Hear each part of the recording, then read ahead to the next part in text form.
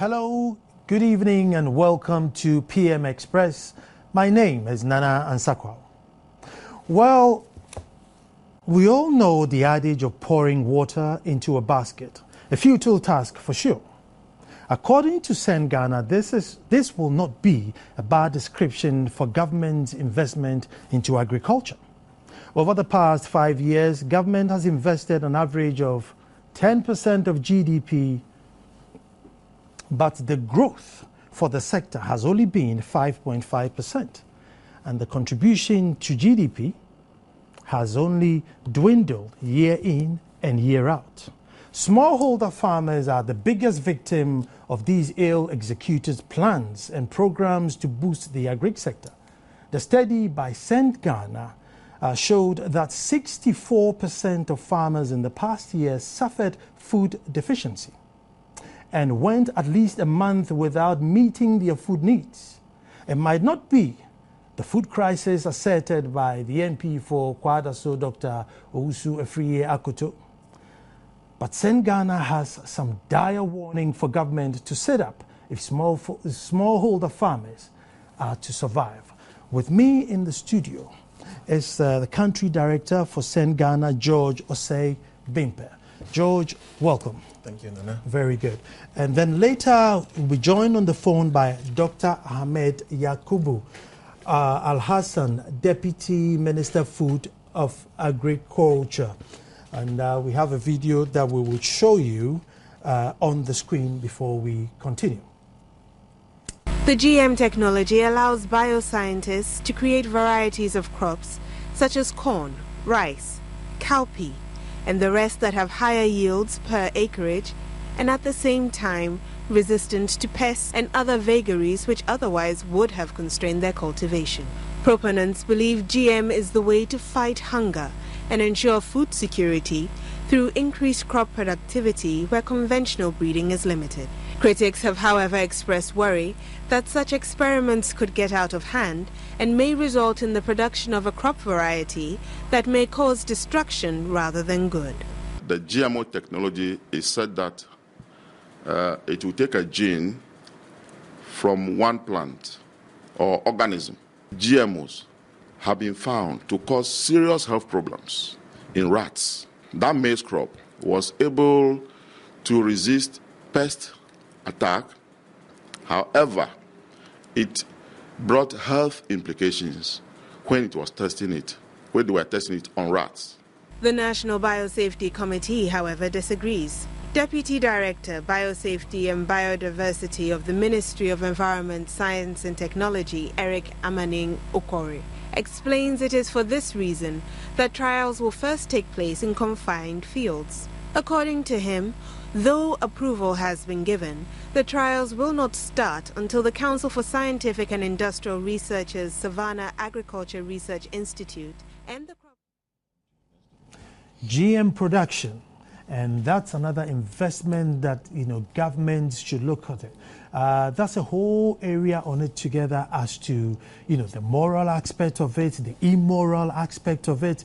People have argued that man is trying to play God, or is this science being advanced? And indeed, if you open the floodgate, where do people stop? However, today we are not looking at this aspect of agriculture. We are talking about smallholder farmers, and that's why my friend George is here with me. But before I start, George, let's look at Sen Ghana. Just tell me what Sen Ghana does before we go fledge into the smallholder farmer. What does Sen Ghana do? Okay, thank you very much. Sen Ghana is an affiliate of Send West Africa. We are currently present in Liberia and Sierra Leone. So we have Send Liberia, Send Sierra Leone. We have been in existence since August 1998. So we are celebrating our 15th anniversary this year. Okay. Basically, we are a policy research and advocacy organizations, and we are interested in monitoring how government proper interventions are actually impacting on the targeted, population. So, we're talking about sectors such as agriculture and trade, health sector, education, and of course, we are interested in also monitoring, how SADA budgets are being, SADA budget, basically. Okay. So we will come back to some of this issue later in our lives. So basically, we are a research and an advocacy organization that is interested in monitoring poor interventions. George, I'm glad I'm talking to you. I'm so happy to be here. I'm so happy to be here. George, any country that has too much of their population in the agri sector, that country is poor. So why are we encouraging smallholder farmers? Because clearly then we are encouraging poverty. Now you are saying that because some people are poor, we should lead them to die, poor. That is the other side. That is the other side of the argument. No, I'm saying that we have to elevate them from How do you do that? Educate them so they become service industry, IT boys, insurance boys, bankers. And that is where you get it wrong. Nana, we are talking about 40% of Ghanaians, and these people have not had opportunity of education that you have. As you Why? Can ask, that is because somehow we did. Through no fault of theirs, they did not have education. Now, even if you want to put aside these people, are you saying that those people who have the so-called education are now in the IT or in industries as you are talking about? We do not have those job avenues. So the most important thing or the most important strategy that you want to look at, especially if you are thinking of getting people out of poverty, is to look at the spectrum of the economic activity where you find majority of these people. The point is that we have about 40% of Ghanaians in agriculture. Of that 70% of them are smallholder farmers. How do you graduate smallholder farmers into medium scale farmers? Some will then, when they find themselves in that second, they have accumulated capital. Some will obviously find it necessary to go into trade. Others will find it, will have the opportunity to give their children education so that their children do not repeat that cycle. No, so you have to go to the basis. I agree with what you're saying, but I think that we are sort of locking them into that area. Look, you go to Farmers' Day, and we are still handing over cutlasses and langa-langa. We lock them so long as we continue to make bad investment decisions. So long as we continue to do poor targeting. That is why we lock them. We seem to be providing so much support, but that is not the case. That is not the case. So don't let us, in the first place, don't let us assume that we are providing enough support so that we are pampering them. No. If we are providing the support across the entire value chain, and we are seeing that lives are being turned around, and we see that these people are putting their children in schools, they are able to afford.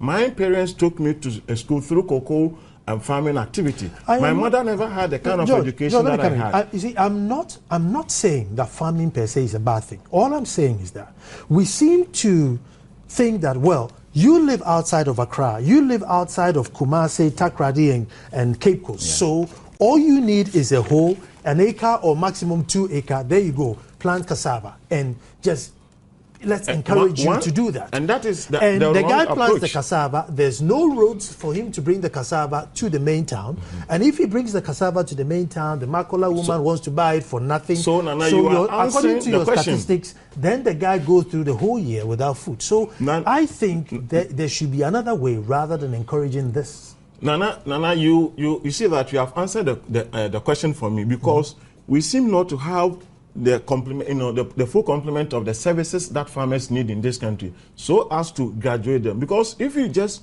you are only interested in addressing production side, without addressing processing, without addressing marketing, that is where we seem to have problem. I'm afraid to say that at the moment, all our interventions are geared towards production. Without, for example, even looking at nutrition education, so that it surprises you that we are recording such huge number of people who suffer some food deficiency at some point in the year. And that is because, for example, in a season, they make so much. Where do they store it? What is the link between market and the point of production? George, and this is where we have gone wrong. Let me make my argument this way. Yeah. When the colonial masters were leaving, literally, when Kwame Nkrumah fought and he was being handed over Ghana, that the African can rule his own and blah blah blah, all those big talk. Yeah. And I need to find that note, and I've read it, where the guy who was in charge of agriculture wrote that The Ghanaian was farming with a hoe and a cutlass, and it was not enough to feed them. And very soon the population will grow and they will starve. And this was in 1957. I'm checking my date here, and we are in 2013 still saying that, yes, carry on, go on, use your hoe and cutlass and try and weed yourself out of, out of poverty. Yeah. So Nana, in the first place, at least from the point of view of our research, it's been 50 years. That is not what we are saying. What we are saying is that we have to make the right investment decision, because if somebody has to stop the usage of cutlass, hoe, as you talk about, somebody has to make that investment decision to make sure that that person is provided with fertilizer, tractor services. We are not saying that that person should be bought a tractor, but we should find a way. And the government's idea of providing mechanization centers and so on, and tractor on high purchase is a good idea. But to what extent are we making investment in that? So much that it will be accessible to as many of our farmers as possible. And that is the basis, that is the kind of question that, the kind of issue that this research interrogates. So we are not saying that we should pamper people to continue with the old ways. We are saying that we should move from the old ways and modernize agriculture. In doing that, somebody has to make the investment decision. And that is what we are saying. The reality on the ground is, I have my 1 acre here. Unaccessible roads and rivers and big trees. You have your 2 acres, another probably a mile away. Antiama has hairs, another mile away from there. Yeah. So even if the tractor was a helicopter and that it would fly from the skies and come to the farm, it's still very, very impractical. So, the issue of tractor is just one example. Because we are talking about addressing the entire value chain. If you are addressing the entire value chain, you are looking at infrastructure, for example. You are looking at agriculture extension education. You are looking at processing, how you encourage people to go into agro-processing. That is one issue that you want to look at. And you don't just get people out of vacuum to get up one day to say that we are going to agro-processing. Somebody has to somehow support people with entrepreneurial skills who are interested in going into agro-processing. And that is the basis of the argument we are making. Yeah. That if you are doing well in terms of pushing so much resources into the sector, make sure that it is qualitative investment that you are making rather than just the figures. As it is now, I'm afraid to say that we have done well in terms of even surpassing our own commitment we made in as far back as 2003. That is when African governments said that they were going to invest at least 10% of national budgetary resources in the sector. We have surpassed that. We are talking about 11.7%. Ironically, this is a time that we are scoring lesser and lesser growth rate in the sector. If you put in 10% of national, total national revenue, you are expected to get at least 6% growth, in the sector.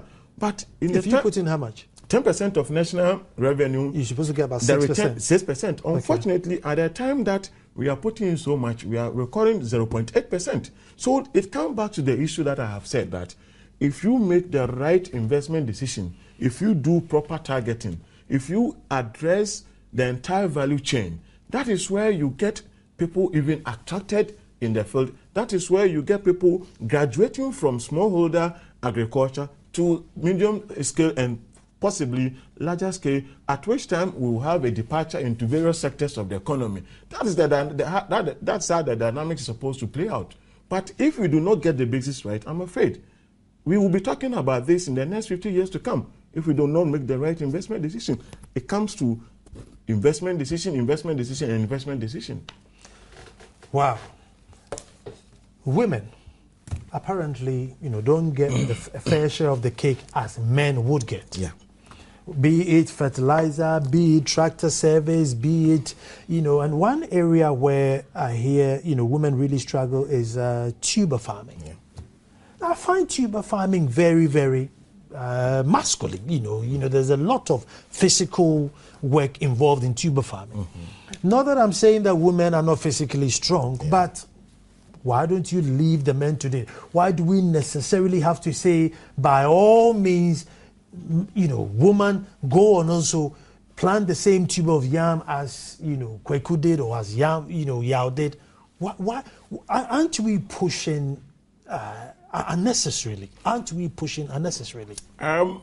You will be right in your what I will call your patriarchal argument if there was nothing called technology. Okay. If there was nothing called modernization of agriculture. Okay. If you are talking about cassava plantation, people are not using their hoes and cutlasses any longer.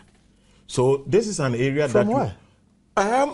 We have seen this at least in the, not necessarily in the Bourgeoisie area, but in many other countries. I cannot cite the case in point, but even in the certain part of northern Ghana, some people are using tractor to get those things out of to get the tuber out of the soil. This is very simple technology that you do, and luckily, and I'm not advertising for any company. There's a particular brewery company in Ghana that is now buying cassava. So you go to Bourgeoisie and talk to Bourgeoisie people. They are very happy because they are now found ready market for their produce. This company is turning into a type of drink that everybody is drinking. I have tried it and it's so fantastic. This is something that is made from cassava. And so, for example, if you can just use plowing tools to engage in cassava cultivation, and even if we assume that because the person is a farmer, that person necessarily have to do the tilling and everything. If you can empower a woman to be economically sound, can the woman hire the services of people who will help her in this kind of business? And especially if you want to also target poverty. She's only got 1 acre. She's only got 2 acres. She hasn't got enough to go around she's got to 2 hire acres. people. No, she's got 2 acres because she does not have access to the right support services. I mean, let's look at this scenario. Some district assemblies in this country have procured tractors. The tractors are sitting in their premises. Some have broken down. They are complaining of money to repair them. Some are supposed to, where the essence of the tractors is supposed to make some of these things available to the farmers in their communities. To what extent are the assemblies themselves translating national development agenda at the level that they find themselves?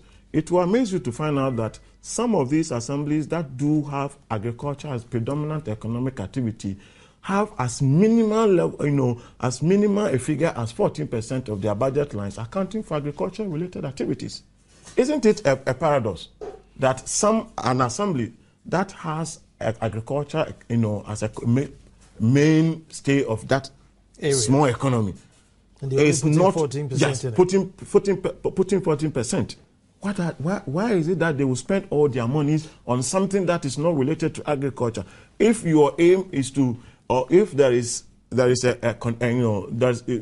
were not to be that disconnect between national development agenda and what the assemblies are planning. So somehow you talk about the kind of even institutional collaboration among the various ministries that coordinate the activities of national ministries and for example district assemblies, so that district assembly can make it a point that this year we are providing tractors at vantage points in our community, and that is going for subsidized rate for farmers, so that woman that you are talking about will not be working on an acre, but we'll be working on probably 10 acres. We'll come back to it. 14% of total budget going into agriculture, even though the predominant occupation there is agriculture. Is it because when they put in the money, they are not getting the results? But we'll come back and talk to George. You're watching PM Express. Stay tuned. Hello, welcome back to PM Express. George was just mentioning that, there's a district that puts in 14% of its total budget into agriculture, even though predominantly the activity within the area is agriculture. It tells you how much incentive, or it tells you how much interest they have towards the sector. But then that brings me to the larger thing which George mentioned earlier. That's, the Maputo Convention, Maputo Declaration, said that we should put in about 10% by 2010. Yes. And now we're doing about 11.7. However, the returns are 0.8.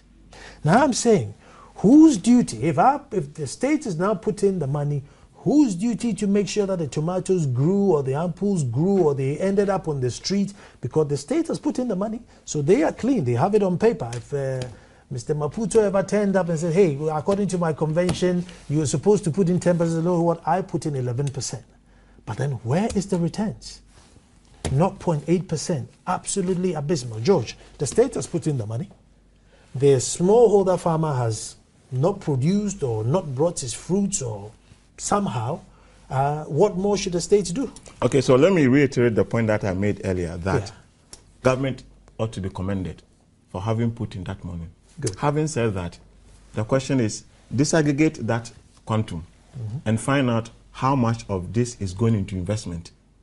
And that is the most important thing, because investment is what is supposed to translate into underground benefit for farmers. So let me just, if you do simple disaggregation of that big money, you realize that around a little over 54 or 57% of that goes into recurrent expenditure. So it's not going into anything new. It's going to pay the officers, it's going to pay the office stationery, whatever. So this is not something that goes, directly into the land. Now, of the remaining 46 or 43% that we can talk about, there is what we call development investment and non-development investment. Okay. So let's assume that, and let me explain. The non-development investment is used for the purchase of, say, air conditioning, Land Cruiser, pickups, motorbikes, and so on and so forth. So it says that though this may support service provision somehow, but it's still not going to the land. So how much are we left with at the end of the day? Okay. So it is not just about meeting an international convention. That one we can all go to bed and clap and say that we have done well. But how qualitative is the investment? If you increase it and everything goes to recurrent expenditure, it's better you probably shift the money to another sector, so that we will say that we are not doing well because we are not investing. Does it surprise you that in recent past we have seen consistent decline in agriculture's contribution to GDP? Even though investment is going up. Does it surprise you that at the point that when we're making below 10%, we were scoring close to 6%. But now we have surpassed it, we are scoring below 6%. So it is not just about meeting an international commitment. And this is what we are saying, that we need to all sit down as a country and say that we are not going to just increase the investment threshold for the sake of recurrent, shoring up recurrent side of our budget. George, I am a bit skeptical about this 0.8%, because these are Greek and they are statistics. Oh, we calculated the oil and then we calculated this and then we took the cocoa out and then we put the palm oil in.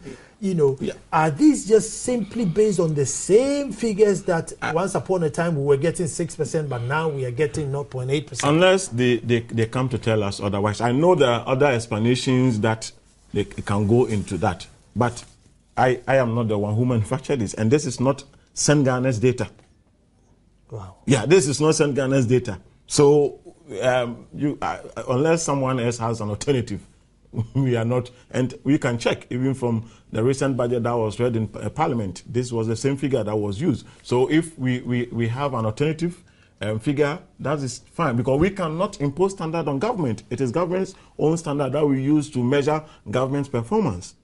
And so for this one, we do not even have to dispute that, because this is not the creation of St. Ghana. We have picked it and we have accordingly, as convention demands, credited wherever we pick that information from in our research. So that is something that we don't. I think that if, for example, the farmer to extension service, agents ratio is something abysmal, we need to ask ourselves whether we want to increase productivity at the time that we are not investing in the provision of extension service agents.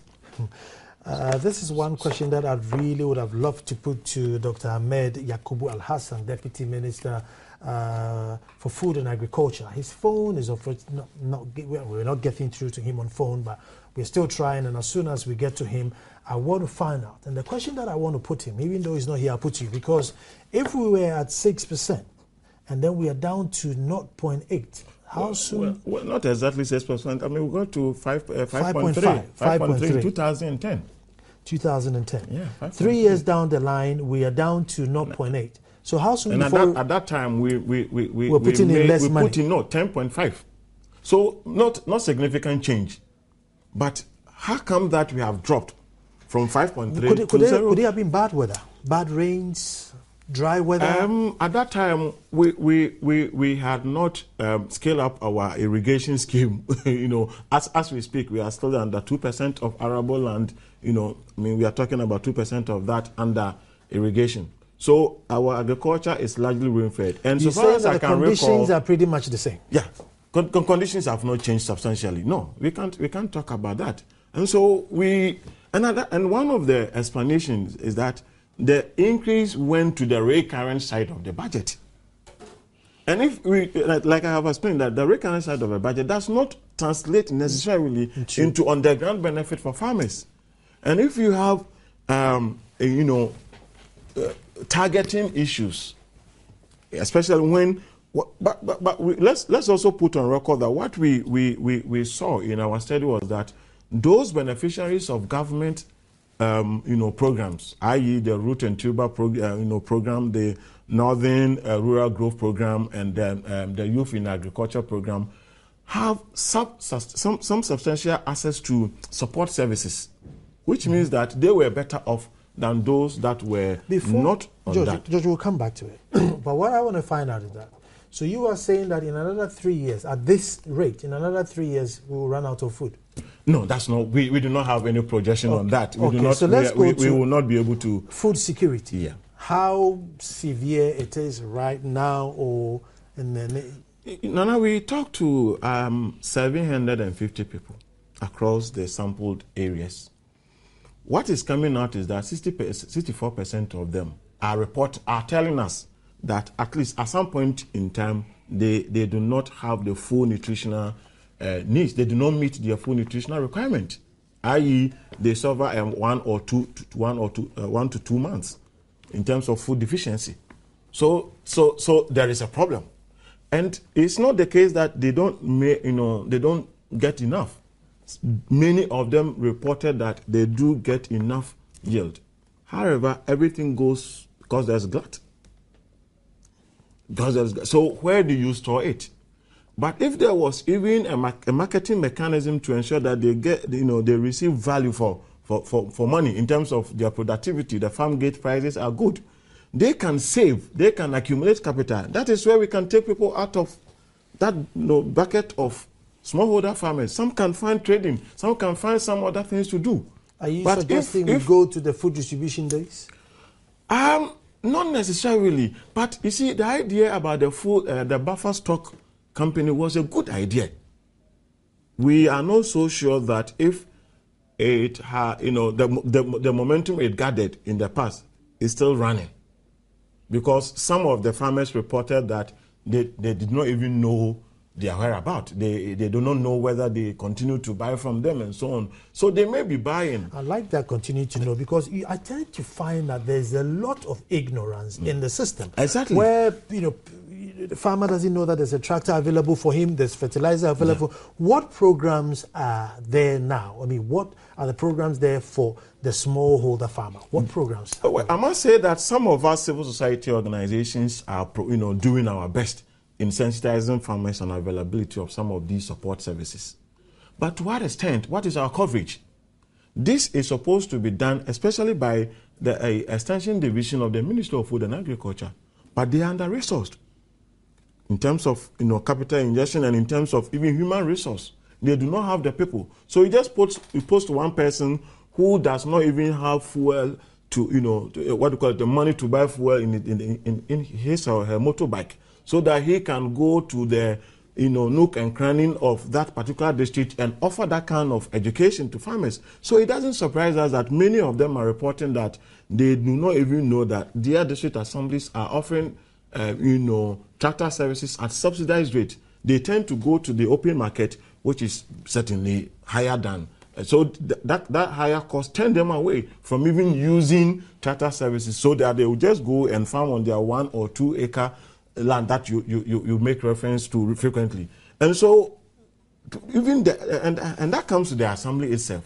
If you have procured tractor services solely to promote agricultural activities in your district, you do not have to assume that because the tractor is sitting in your premises, somebody from 100 kilometers away or 60 kilometers away will get to know it automatically. Somehow, some people have to use simple, and I want to be theoretical here. There are simple theories we call, central place theory. Know the population threshold that you want to serve, put the tractor at their door service. And so that it doesn't have to be at the premise where the DC sees it every day and says that, and instruct, go and fetch water, use the tanker to do this. And that's what they are doing. So at the end of the day, we are underutilizing some of these facilities that could have gone into helping, farmers scale up production, get more, sell more, make more money, take themselves out of poverty, find something more else to do, or even graduate to a different level of the scale. Okay, George, so, admittedly, the tractor is packed, but there's fertilizer, where it's subsidized, the government has imported, which, smallholder farmers have access to. So why? Yeah, it is very important here again. It is why very are we important. Down to 0.8 if we have fertilizer? Yeah, it is very important here again to also commend government, at least for the commitment to continue with the tractor our fertilizer subsidy program. But the point is that if I were in the northern region and you brought me fertilizer in, say, November, knowing that I am not using irrigation, of what use would that be? I am not saying that is the exact time that came up. The point I am making is that timeliness in delivery, in delivering some of these services is as important as the commitment to invest. So that once you make that commitment to invest, make sure that the services get to the farmer at the right time. Somehow we need to find a way to make sure that even fertilizer, gets to farmers before the farming season begins, so that they are short of the quantity they have, and if they are aided by extension service officers, they are able to project even the end the produce, or even how much land they can work on, and so on and so forth. These are some of the little things that we can do, because so long as we have made our commitment to subsidize fertilizer, we have to make sure that we get the most. Let me put it this way: the highest return from that investment. But if you do not send it on time, you end up not getting the returns. And so at the end of the day, they are applying the fertilizer. They do not even have education on how to apply it. So you cannot apply fertilizer and leave the issue of extension education on fertilizer application out. People get it. How do they apply it? And that is why it is important that you synchronize the delivery of services and invest equally in all of them to make sure that you have enough people, they have whatever it takes, all the facilities they need to provide extension education, so that the money you are throwing into fertilizer subsidy does not go down the drain. George, one thing is that the majority of the workforce in Ghana by demography population, it's probably the majority of them between 18 and probably 25 or even 35, and that's where the strength is. That's the youth who can really go and till the land. Now, ever since we are growing up, if you do anything wrong, he's a farmer, a foom. You go to school, you speak. In class, you're given a cutlass, go and weed. You watch a Nigerian movie or Ghana movie, somebody coming in a tattered and has a cutlass coming up. There's nothing that attracts you to that industry, because automatically everything you see there is poor. You don't see the likes of the Kwabena Darkos, the Ibrahims and their big poultry farms for you to think that, so farming could be, this beautiful. We don't sell it. So why are we now, desperately trying to put people in smallholder. I think those are probably in there for survival and not for love. They're not there because they actually love it. They're probably in there because I have to survive. We haven't glorified the industry. I wish that a farmer had made, you were a farmer to make this kind of point. Because the farmers themselves see dignity in their type of labor. No, I don't want to use dignity.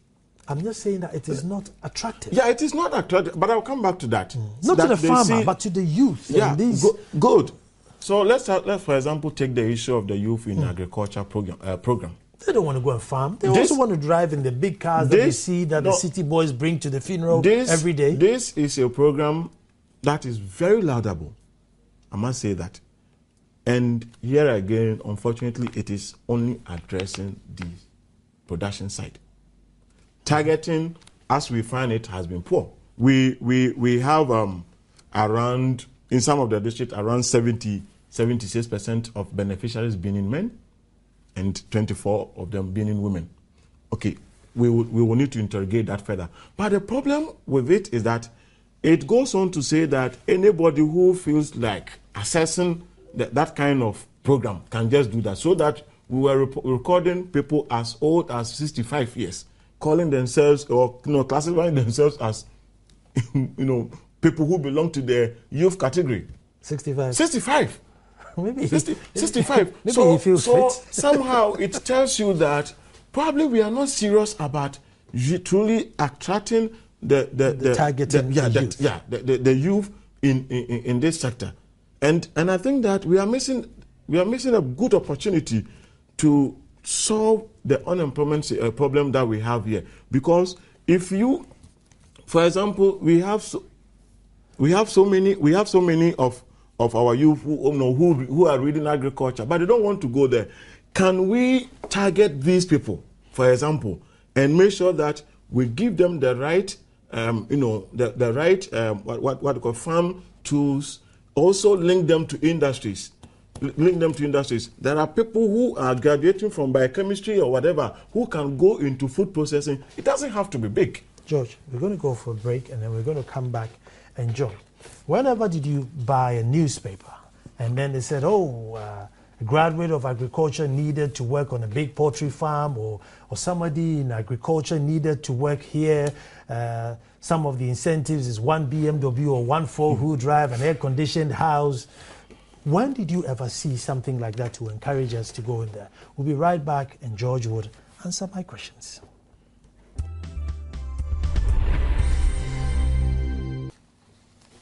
Welcome back to PM Express. Now, some comments on Facebook. Mohammed Mukadas says, the agricultural sector of the country should be well equipped with sophisticated machinery and professionals. And then I have Bonti Benjamin. We must implement industrial and attractive policies that will encourage more people to engage in agribusiness to enhance our production level than making our oil the focal point of growth of the nation without making any meaningful impact in our development. Let's get our priorities right as people. And then I have Emmanuel Asankinaba. I think policymakers and implementers have challenges making smallholder farmers self-supporting. The dependency of these farmers on others for resources make them vulnerable. They borrow at a cutthroat interest and are largely dependent on unpredictable rainfall patterns. Programs must eventually benefit the farmer, not the unscrupulous businessman and politician. And the show goes on. But before, let me remind you that Blue Rose Limited, a leading real estate developer in Africa with affordable housing, presents to you shelter for all. With as low as 50,000 Ghana cedis, you can get a 2-bedroom house from Blue Rose Limited. And if you want further information, this is the number to call, 020-202-9622 or 030-2241-459. Again, staying with real estate, another giant in the real estate business, Reggie Manuel Estate. Rejmalan Estates, with over 20 years unbeatable record at Katamanso, has a 2 to 3 bedroom houses with expansion possibilities set within gated communities with a superb infrastructure, 24/7 security, street light, landscape area, the social amenities including sports complex, educational facilities, shopping centers and health facilities. Experience the new phase of urban living at Balloon Gate Apartment, Kwabinya, where Rejmalan Gray has brought to bear the expertise and unparalleled hallmark in designing 2-bedroom apartment with 2 bathrooms. For more information, do give them a call on 020-222-9916 or 020-222-9918. George, back to you. Pick up a newspaper. Hello. Nana Nsakwa Farms want an energetic young man to come and be a farm manager. Incentives, 2-bedroom house, air conditioned, nice 4-wheel drive, and probably a girlfriend to go with it. You never get that. Yeah. It's always a marketing here or marketing manager there or data man here or this there. So automatically all these expertise and all these big brains or all these high-tech guys will opt for marketing, even though they'll finish and be unemployed, but at least they have a chance of getting some employment. So the system itself has cut us into two. There's a smallholder farmer who we don't care about. We just put in money there, which a bigger chunk of it goes into 4-wheel drives and air conditioners and luxuries. And then there's the other half that don't see any incentive of going into farming. Yeah. So where do we go? I mean, with the employment-wise, that's never work in the farming industry or agri industry. Yeah. Well, thank you very much. When you talk to policymakers, they will tell you that farming is business. Mm-hmm. And I agree totally with that. Sure. But it is not just saying that farming is business and leaving it to grow on its own. It doesn't happen that way. Even the big businesses that we find today have come from some point, and at some point in their lives, somebody has made some decision in a way that created, an enabling environment for that business to thrive. So if we see agri as a business, then let us create the same business environment for agri to,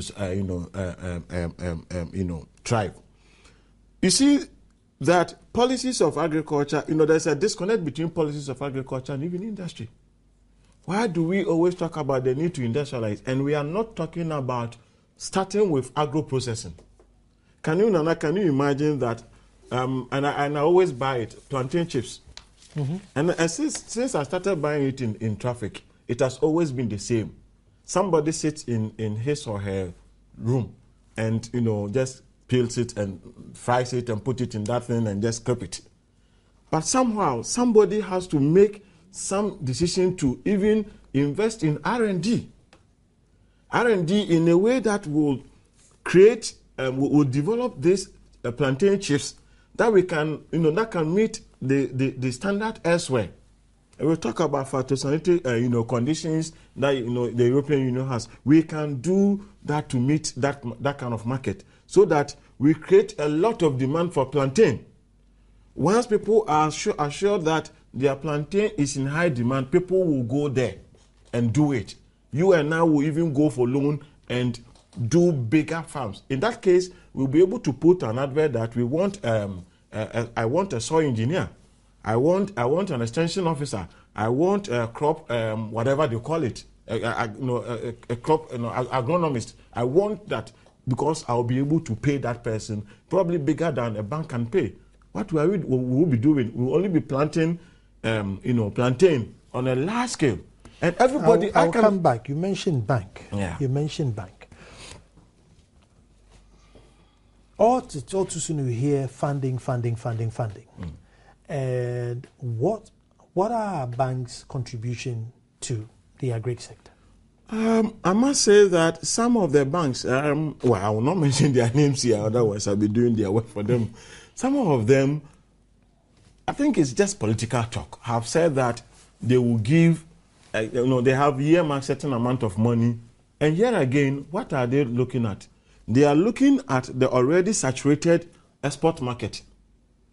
And our coal is saturated because we are not adding it into the traditional export commodities. And this simple plantain thing that I talked about, have we thought about it? Do we know the multiplier effect that this can have? And if, for example, you look at the estate at Eastern region where they plant what called banana, the kind of returns they make yearly, and if you can replicate that kind of experience in plantain, that will certainly be helpful. But we cannot. I must say that the banks are failing us because they are not interested in helping people who will start from the crust. Why don't the banks get confidence in agric? Because you tend to find that farmers will always say, I don't have access to capital. I don't have access to capital. What is it that they don't have confidence in? That maybe the farm might flood and you lose your crops? Yeah, we have talked, I think I have talked about the need to develop the entire value chain. Mm-hmm. One of the things that is important there is even the issue of crop insurance. Mm-hmm. If we can get people who are business-minded to think around the issue of crop insurance so that the banks know that the crop that the farmers have taken their monies, whatever, and are investing in have been insured. You see that the risk thing that we talked about that deters so many banks is then minimized. So like I said, Nana, it's not just about putting money or making so much. That's the whole revolution. That's the whole revolution in agriculture. And that is what we need. If we really want to stop the talk about cassava, what they call whole cutlass and these things, we need to do that. And it seems that we are addressing the problem in a piecemeal fashion. And that is what is not helping us. Let us see what it takes to do everything right. And let us do everything at the same time. Don't touch the head and leave the tail, only to go and see that the tail has even outgrown, the head in terms of size. And it seems that this kind of approach is not going to help us. And certainly, I would go for a situation where we address the entire value chain. The entire value chain meaning issue of finance, insurance, processing. How do we also fashion out an industrial policy that will encourage people, open people's mind's eye to see that there is sense in investing in agro-processing. Give them tax holidays instead of giving it to mining companies that are destroying our arable lands. Instead of giving it to so-called galamsey operators that are destroying our water bodies. What have we done about agriculture that can employ all these boys who are going into galamsey because they no longer find agriculture attractive?